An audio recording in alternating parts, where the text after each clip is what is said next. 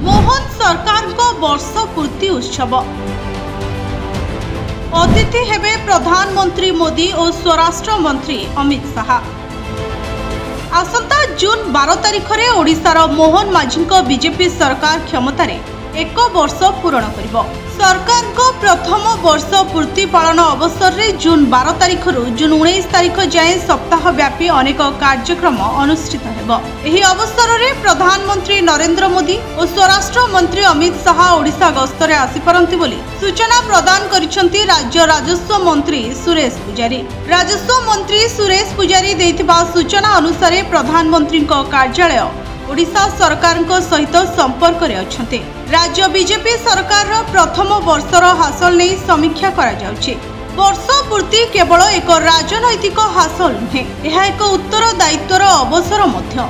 एही वर्षक भितरे मोहन माझी सरकार ओडिशावासी की कार्य करिसेंती ताहार मध्य समीक्षा हेबो।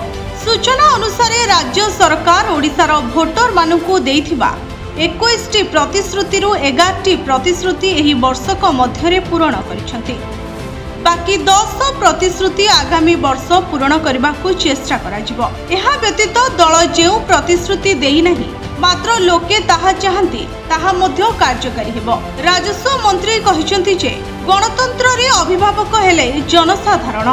छात्र छात्री जेपरी वर्षक पाठ पढ़िबा परे वार्षिक परीक्षा दिए और परीक्षा रे केते मार्क रखला ताहार प्रगति पत्र स्कूल आनी बापा मां को देखाए।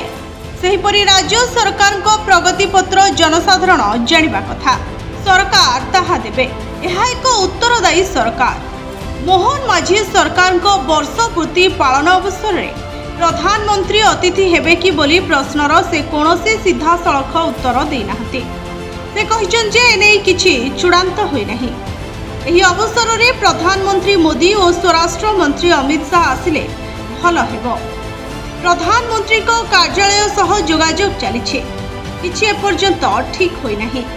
तबे से आउ मध्य कहिसेंती जे यह केवल उत्सव मनाइबार समय नुहे।